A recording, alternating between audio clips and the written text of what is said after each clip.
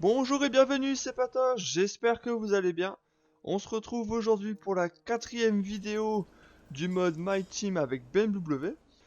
Ici, on a amélioré du coup l'infrastructure de la chaîne motrice pour récupérer plus de points de ressources pour développer la voiture. Ici, on va se retrouver du coup sur l'arbre R&D du châssis pour prendre une upgrade pour augmenter du coup notre vitesse dans les virages. Ensuite, on regarde ici au niveau de l'arbre R&D de la chaîne motrice, car en fait, je remarque du coup qu'on est assez loin. Du coup, la puissance moteur qui faisait vraiment tout jusqu'à présent, parce qu'on était à la quatrième force, aujourd'hui on est vraiment au milieu de tableau. Donc, j'ai un peu regardé pour voir combien de points ça va me coûter en fait d'améliorer la chaîne motrice. Ici, je fais un petit tour vite fait sur l'aérodynamisme. Ici, on va se retrouver du coup sur le calendrier des activités où on va du coup sélectionner quelque chose qui va nous rapporter un peu d'expérience pilote et bien sûr de l'argent. Ici, on va après faire une amélioration en fait de l'équipement de châssis, tout simplement pourquoi? Pour augmenter le moral de cette infrastructure pour pouvoir en fait développer plus En rapidement et augmentant qu'il y ait moins votre d'échecs. popularité, plus de partenaires potentiels souhaiteront travailler avec nous. Nous pouvons maintenant entrer en contact avec un nouveau sponsor dans l'onglet Organisation. Donc là en fait on vient de m'annoncer que je pouvais choisir un nouveau sponsor, donc j'y vais en fait de suite pour aller choisir notre nouveau sponsor, pardon. Ensuite ici, j'essaie de regarder un peu ce qui est autour de XXY qui est notre ancien sponsor pour avoir quelque chose à peu près d'équivalent. Donc mon choix en fait va se retrouver sur Savant qui est en fait l'objectif c'est de remporter le titre pilote du jour.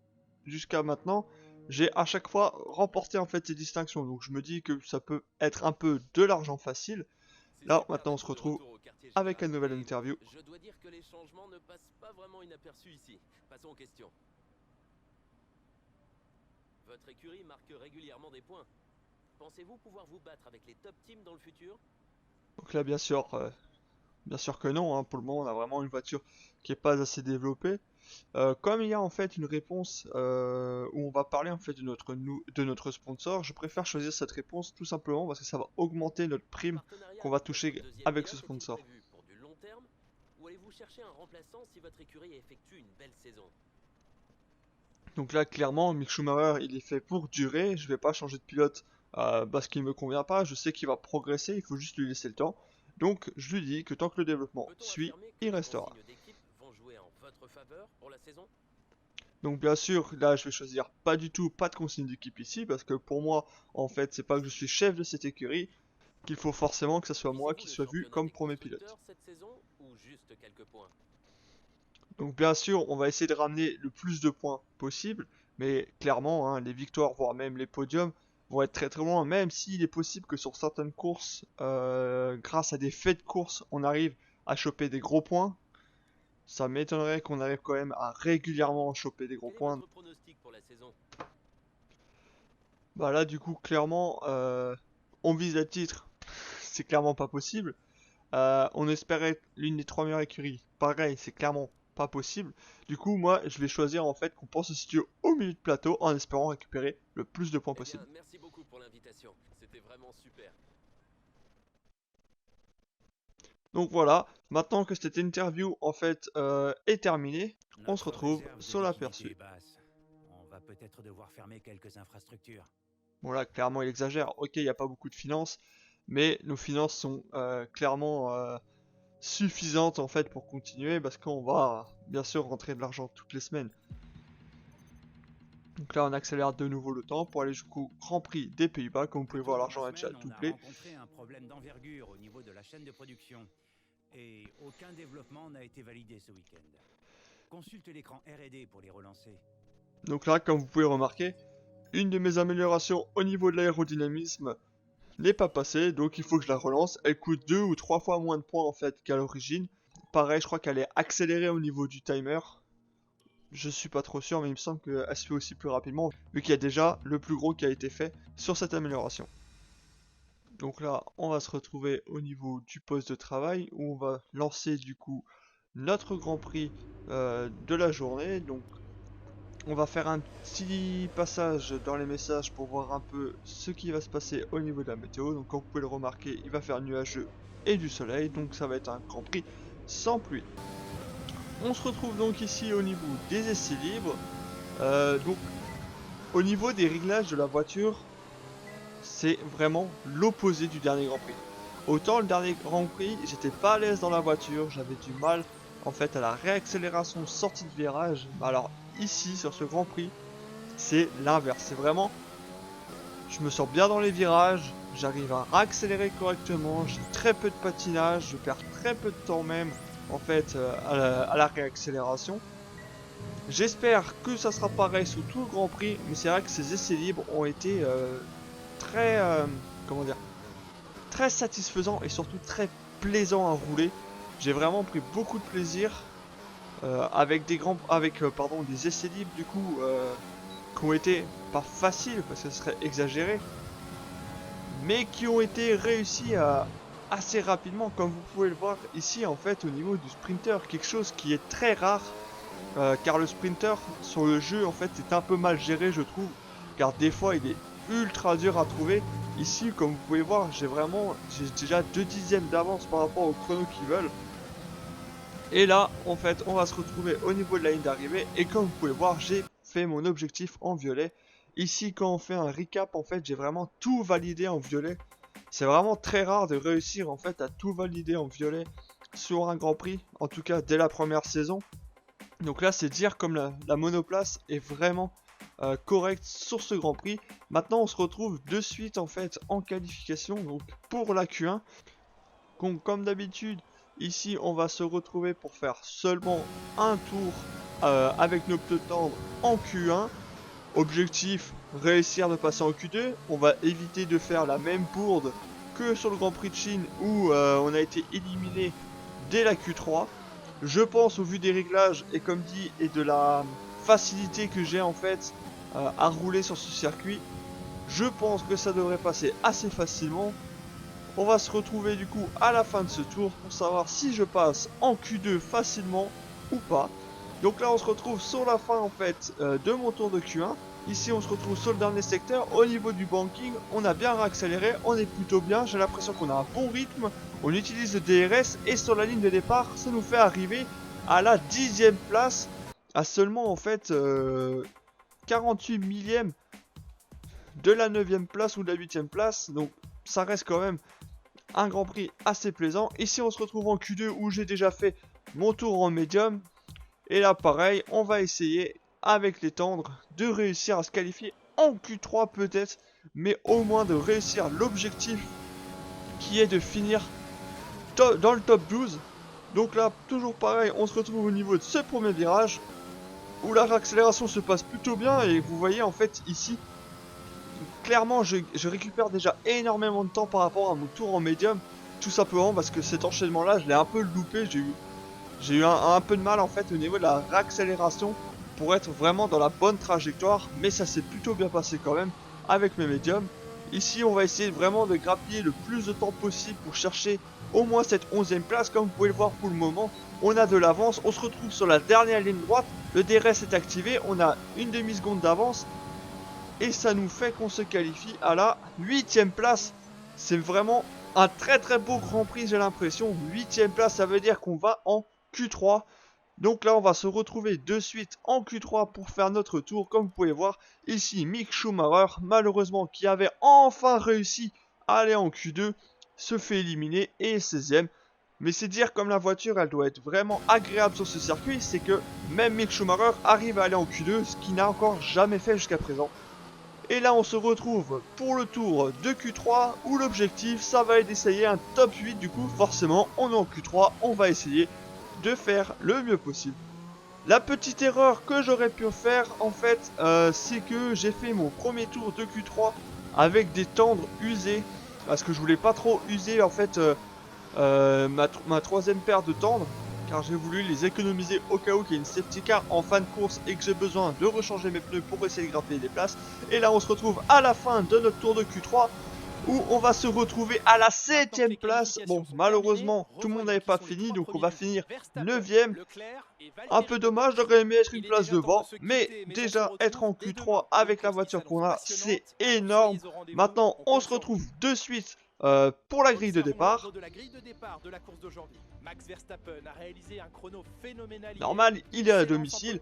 Il faut savoir que sur F1 2020, si jamais vous le savez pas, les pilotes à domicile ont vraiment en fait un rythme de course énorme. Forcément, ils sont à domicile comme s'ils étaient poussés par leur public. Donc là, on voit notre belle 9ème place. Schumacher qui est 16ème, on espère qu'il va réussir à faire mieux avec la voiture qu'on a. Je pense qu'il peut vraiment réussir à faire mieux et peut-être rentrer dans le top 15 pour la première fois de la saison. On va se retrouver de suite sur ma stratégie de course. Donc on va utiliser la stratégie qui a été demandée en fait par les ingénieurs, donc c'est-à-dire tendre hard. Comme vous pouvez voir, il va y avoir beaucoup d'usure à la fin sur les pneus, donc on va essayer vraiment de les économiser et comme d'habitude on réduit le taux d'essence au départ pour essayer de gagner en fait dès les premiers tours de la vitesse max par rapport aux autres voitures qui partiraient avec un plein plus lourd. Donc là c'est parti pour le tour de mise en grille, on va essayer de bien chauffer les pneus pour essayer de faire le meilleur départ possible pour cette belle course en devenir. J'espère que cette course va être une réussite et qu'on va faire mieux en fait que notre 9ème place. Et surtout, j'espère ne pas faire la même catastrophe qu'au Grand Prix précédent. La Chine a été vraiment un Grand Prix très dur car vraiment je pense que ça venait du setup. Avec ce setup là, je manquais beaucoup d'adhérence au niveau de la réaccélération. Alors que ici, c'est complètement l'opposé. C'est vraiment au niveau de la réaccélération. J'ai vraiment l'impression d'être sur une voiture qui est collée au bitume. On va voir si sur toute la course ça sera pareil, étant donné qu'il y aura l'air sale des pilotes devant nous. Et surtout une usure beaucoup plus importante des pneus par rapport à ce que j'ai pu tester en fait sur les essais libres. Car sur les essais libres c'est rare qu'on dépasse les 20 voire 30% d'usure sur les pneus, tandis que là je vais devoir faire des relais où j'aurai je pense des pneus qui seront à plus de 60% d'usure, donc avec moins d'adhérence au sol.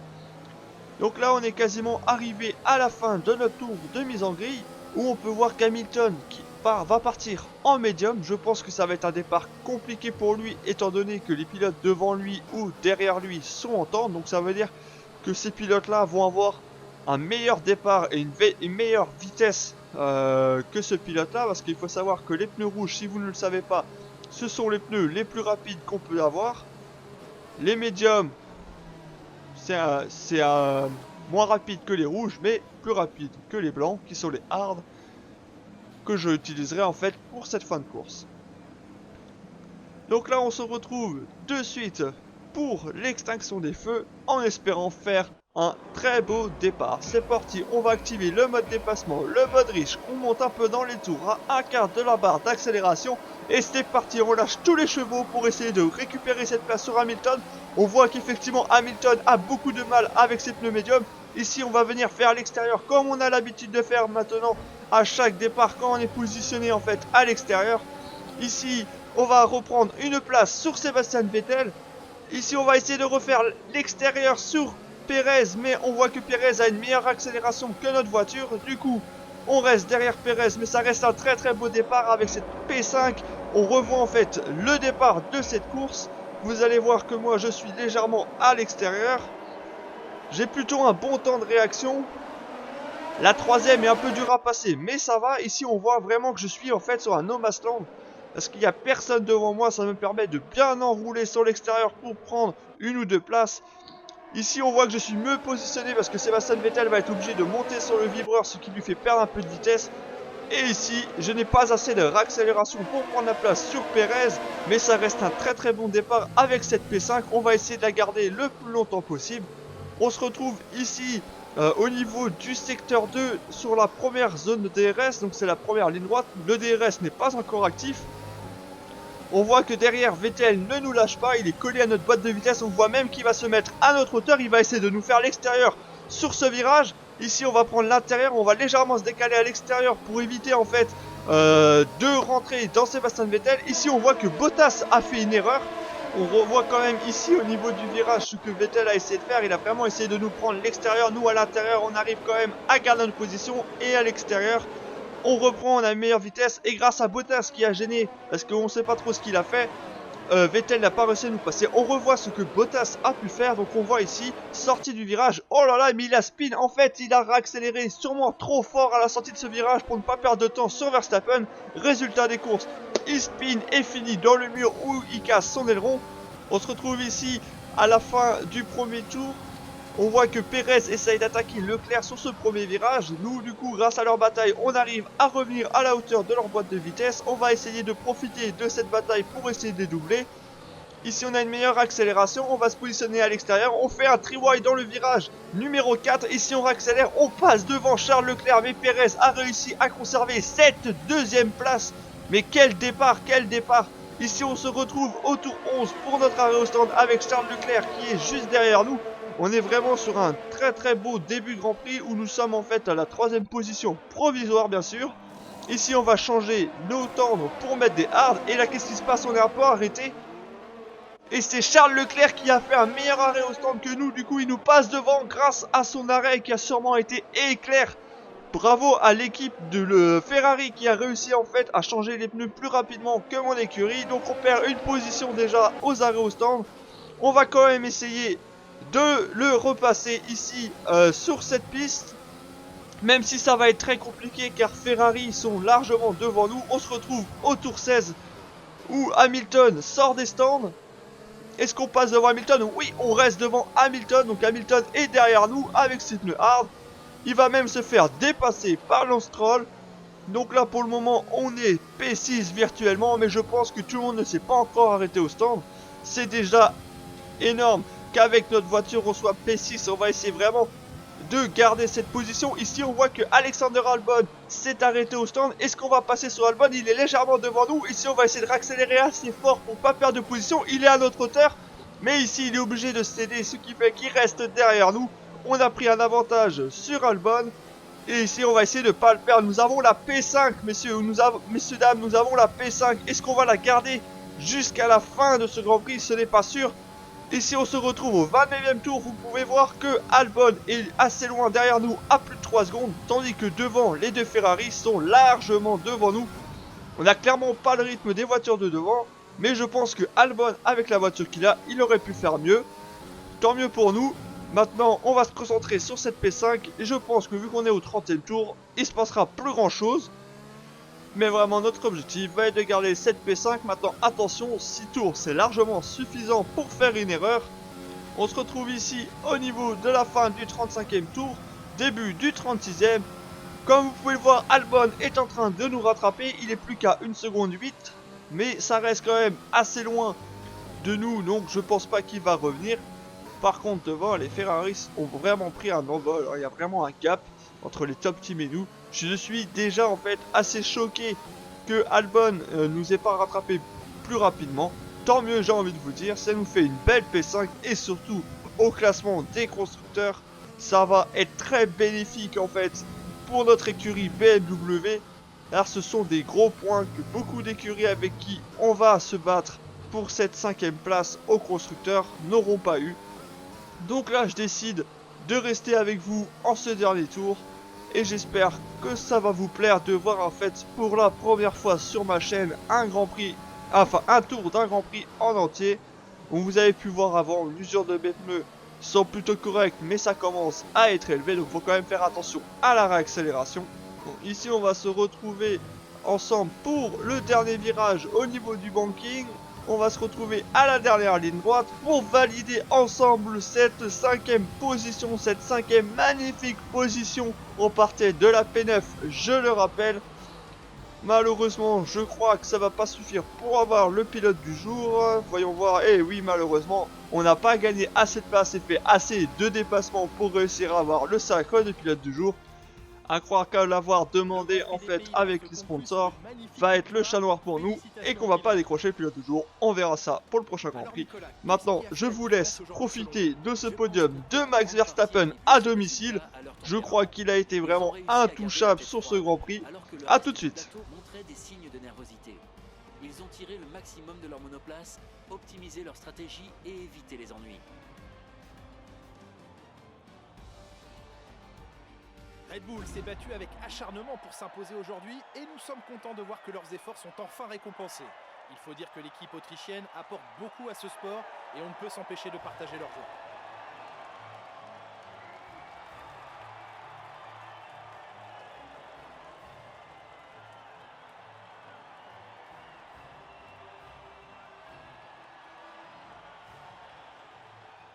Voyons à quoi ressemble le classement des pilotes. L'avantage du pilote leader au championnat vient de se réduire après cette course particulièrement difficile. Nous avions une belle brochette de talent en piste aujourd'hui, Nicolas, mais qui choisiriez-vous comme pilote du jour? Ah, ça ne peut être qu'Alexander Albon, sans hésitation. Il a été plus qu'à la hauteur aujourd'hui. Il vient de renforcer encore un peu plus sa réputation grandissante. Le moment est venu de voir ce qui se passe au classement des constructeurs. Le leader du championnat chute au classement après un bon résultat de la concurrence ce week-end. L'écurie Ferrari est quant à elle parvenue à remonter au classement. Ils ont réalisé une belle performance ce week-end et maintenant ils visent le sommet. Eh bien Nicolas, encore un week-end extraordinaire qui se termine. Merci à toutes celles et ceux qui nous ont suivis aujourd'hui et à très vite pour la prochaine étape de cette saison. Donc là, comme vous avez pu le voir, Mick Schumacher n'a vraiment gagné aucune place. Je peux vous poser quelques questions? Avez-vous eu du mal à vous frayer un chemin dans la mêlée?